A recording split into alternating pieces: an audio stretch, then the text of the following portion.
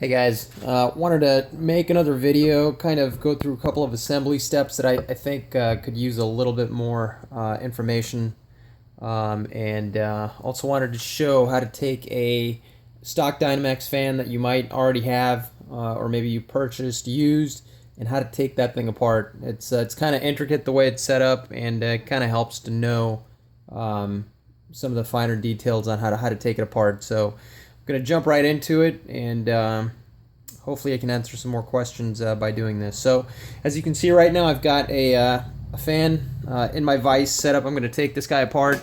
You can see it's got the original OS91 engine in there, and this is how it came back in the day before EDFs were around. And we're going to start off by taking the rotor off the front. You might notice that it's extremely hard to undo the bolt that you have in the front here, unless you have a way to hold this fan in place while you loosen up that M8 bolt right in the spinner. So this guy, that's what I'm talking about. One easy way to do it is to take a strap, some kind of reinforced strap, something like this guy right here. This is off of a small ratchet, and all you have to do is stick this in the into the fan, let it come out the backside. It's a little bit of a pain, but you eventually get it. Once it comes around, you want to go ahead and you can just hold it by hand. In most cases, this should be more than sufficient to get the job done, but you hold the strap by hand. Once that happens, you can go ahead and throw your Allen wrench in there and start loosening this spinner bolt off, and as you can see, pretty easy. So I'm going to go ahead and take that off, and then we'll move on to the next step. Okay, the spinner is off. The next thing we have to do is get the entire fan off of off the Dynamax here, and to accomplish that, you've got to undo this bolt right here in the middle, and we're going to need a deep socket in order to do so. The size that you're going to need for that is a 1/2-inch socket. So we'll go ahead and move on to that next. I need to grab my wrench. Okay, in order to get this nut, it's actually the nut that's in the front, off of the fan, again, I'm going to use this strap just like I described before. But this time I'm going to go ahead and wrap it around the backside so that it's nice and tight. As I start to turn my wrench, it's going to turn the rotor. The strap should get tight in there and allow you to take the bolt completely off. So let's see how that goes. So there we go, applying some tension to the strap, throwing the wrench.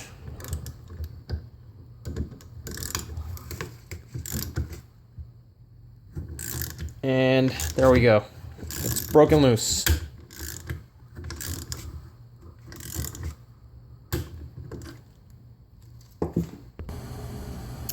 Okay, I did end up breaking that bolt loose, but now it seems like it's sticking on something in there as I try to loosen it up. I can see the fan is loose.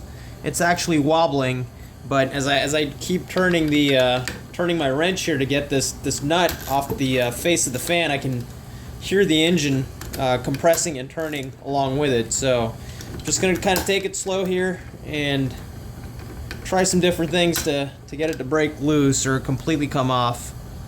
May need to find some other method to do it, but I'm going to keep at it here. Okay, went ahead and got the nut off of there. I just held the fan the best I could and kept pulsing the wrench all the way around, and eventually it took it off. It's just been gummed on that engine for so long. That's why it was giving me some trouble, and you can actually see down in there there's some material that almost looks like Loctite, but we did get it off, and now we can go and pull the rotor off. That should be pretty simple, and there it is.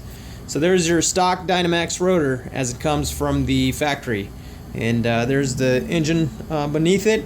Next thing we're going to do is get the engine out of there, and in order to do so, we're going to have to undo some bolts or some screws back here on the engine mount itself. So you have 4 of those. You got 1, 2, and then 2 on the other side. So I'm going to go ahead and start undoing those. Okay, so to undo these screws, we're going to need some. We're going to need a 9/64 Allen wrench, and here it is. So we'll go ahead and do that. Let me reposition the camera. Okay, I've got the last mounting screw off of there. The engine is free at this point. We can just go ahead and remove it, and there it is. It's your good old OS Bax 91 engine, and a bit of a shame to see it go, but I think this guy's days are numbered. I don't know how much longer these things are going to be flying, but I'll give this engine some life elsewhere, but just not in this fan. So, all right, let's move on to the rest of the fan. Okay, now that the rotor is out in my hand, the next thing we need to do is remove these 3 440 screws that are on the face of the rotor. This is the rotor washer underneath it, and next thing we're going to do is try and separate this washer from the main hub, and that will also separate all the blades off of there. So, like I said, the first thing we need to do is take these off. It's a pretty simple job. I'm going to go ahead and get that done. Okay, now that we have all the bolts or the screws off the front, next thing we need to do is take this whole thing apart. Now that's going to be a little bit complicated. Basically what I need to do is I need to support the blades back here as you see it. So you need to find either a PVC pipe or something similar that will fit over the black blades back here but not touch any of this aluminum hub. And then what we need to do is try to push that aluminum hub back out from the front, either in a vise or in a press. I'm going to attempt to use a vise here. I do not have a press that's capable of doing this. So we're going to go ahead and attempt this in the vise. If it doesn't work too well here, I might just try my drill press, but that's going to be the plan here. Okay, so if you don't have a 2-inch PVC pipe, another thing we can use is the old plastic center body that goes in the Dynamax, stock one that came with the fan. It just so happens, and as you can see on this one, this is one of my initial prototypes that I made to convert to EDF. In this case, I just had the stock center body, and I placed a new insert into the center of it to hold the motor. After that, I decided to go with a full-up aluminum heatsink because it was cheaper and honestly a better product than this. But so what you can do is just cut your old center body like I did here, and this opening here is the exact diameter that you need to fit over the aluminum piece back here. It's hard to see, but I can promise you there's enough clearance there. And all you need to do now is put this in a press or a vise, and get yourself a socket or something that you can use to push that aluminum hub back out and through. So actually what I'm going to try to do is attempt to disassemble this with my drill press. So we'll go ahead and get that set up. Okay, so here's my drill press, and we're going to try and push that old hub through using the old center body. Obviously I need to find something long enough that will sit in the middle here and be tall enough to where I can press it out. Once the thing separates, you can just take it apart by hand, but initially you're going to need some force to take this apart. So I just need to find something to throw in there. I think what I'm going to use is one of the long sockets that I have. Okay, so I'm just going to use this long socket to get this done. Again, putting it in the middle of the old fan setup there, and I'm just going to try to press it out. And there it goes, folks. It just popped right out. There is your old hub, and it's that easy to take this thing apart. So again, if you can't find a pipe or something with the correct diameter that will allow this thing to simply fall through, then you can just take your old center body that you're probably not going to need any longer and cut it and use that in place instead. So now that the fan is apart, we'll go back to the other spot and start taking this guy apart. Okay, I've got the rotor all out. All we need to do now is push the rotor cap out, which is very simple. You can just pop all the blades off individually. They're going to come off extremely easy, and you'll be left with your stock rotor in the middle. And you want to save this thing, clean it up, because we're going to be reusing this with the new machined hub that I'm sending out. Okay, now that the rotor is apart, the next thing we're going to do is start working on the stators. We obviously need to take this apart. We're going to have to undo every single one of these screws for the short stators, and then we've got a couple of bolts for the long stator. And just make sure you're going to have some nuts inside of the old center body to take off before you can pull these guys off. So I'm going to go ahead and work on that first. Okay, we're going to need a 5/16 socket for the nuts on the inside of the center body for the long stator, and you're also going to need a Allen wrench on the outside here to take this guy off. So, see what I have. Okay, and you're going to need a 7/64 Allen wrench to take the long stator bolts off. So here we go. Should be a pretty quick task. And I will be right back after I pull these guys off. Okay, I've got the nuts removed. Now I'm just going to pull the old screws out of there if I can, hopefully.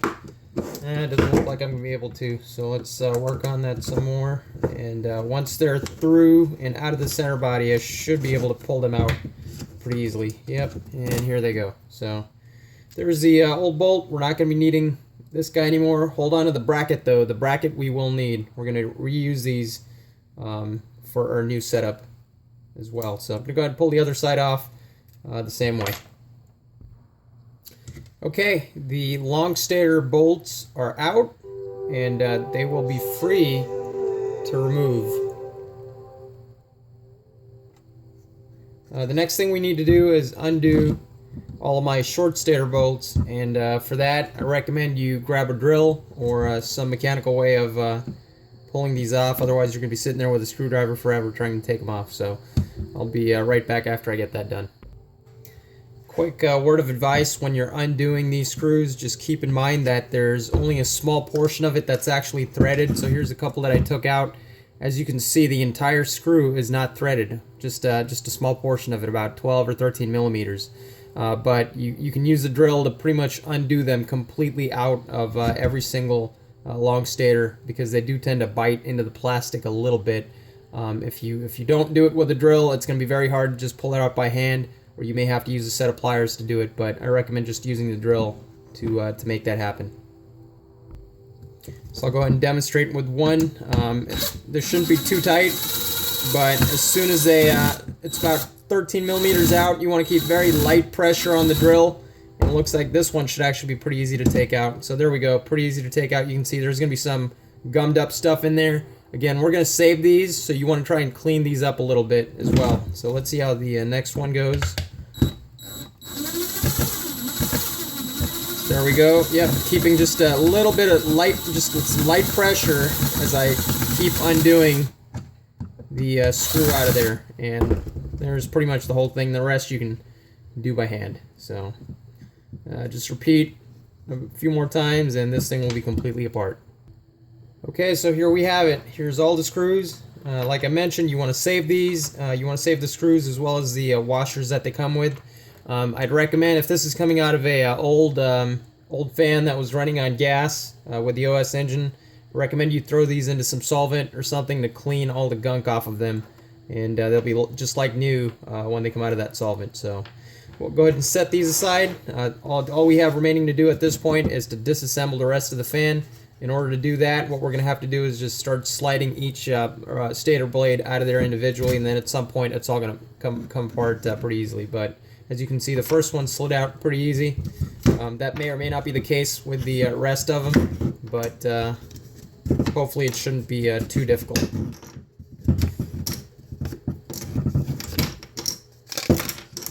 Okay, and there we go. Popped out. So there it is. There's the old fan completely disassembled. We no longer need this center body, so you can toss this out or keep it as a conversation piece. It's still pretty decently molded, good looking piece, but not going to be needing it any longer. We will need the shroud though, so don't toss that guy out. And what I'm going to do is I'm going to clean all the blades, the shroud, any plastic piece with alcohol, and any metal piece I'm going to throw into some solvent to clean those off. So that's how you take apart a Dynamax fan. I'm going to do another video on the assembly, and I'll give you guys some more details on that as well. So thanks for watching.